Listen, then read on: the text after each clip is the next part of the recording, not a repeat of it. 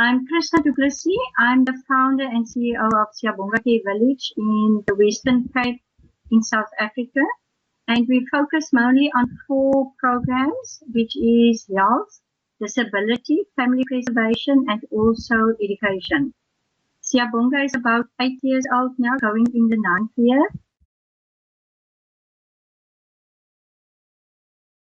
I did start my own clinics in St. Helena Bay 2002.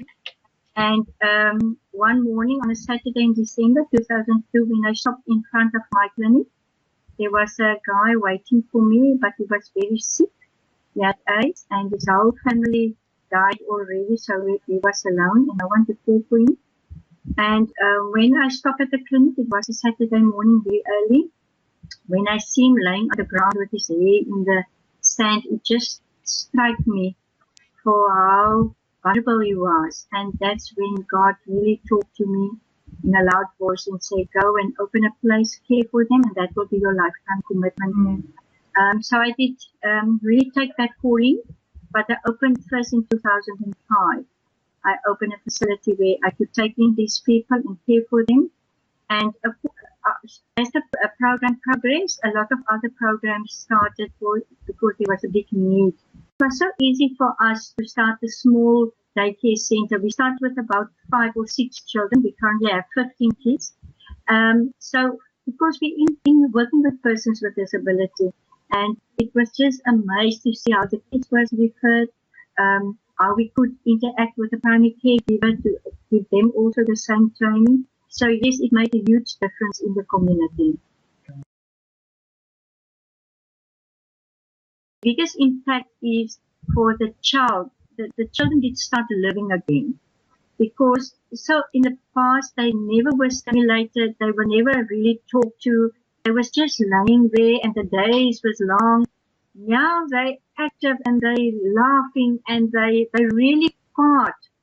They've got a life now. They're really part of the rest of the creche. And one child who is blind wasn't really stimulated. He was just lying there. Now he's laughing, and when he hears noise, he wants to look that side, and he's more mobile. So yes, it is a huge impact in these kids' lives. In South Africa, there's no such programs. Perhaps in Metro, where in a big city, perhaps in Cape Town also, but in the rural areas, there's really nothing.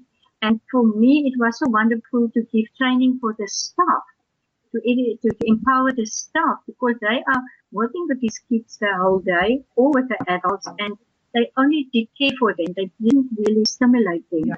So now they work also with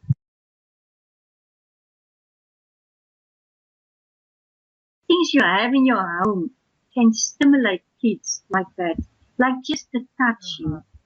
They love touching and music. So the sensoric stimulation is for me really an eye opener. It's so basic stuff, yeah.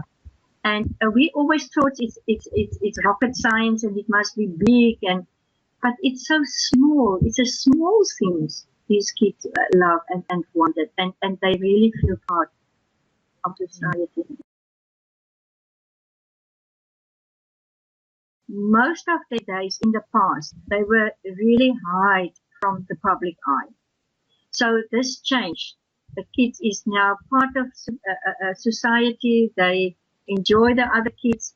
They were so alone in the past, but now they're really active, communicate with someone else on their own way.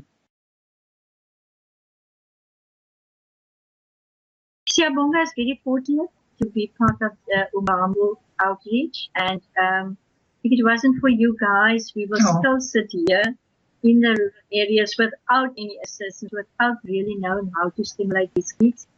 So support from your side will be wonderful. And it's not that we are the expertise in working in the disability field. We depend a lot on the Department of Social Development for guidance. So if there any other partner comes through like Uhambo, we're really there to take their hands and to see what can we do also from our because it's really something new, and that's what we would like to share with other organizations also.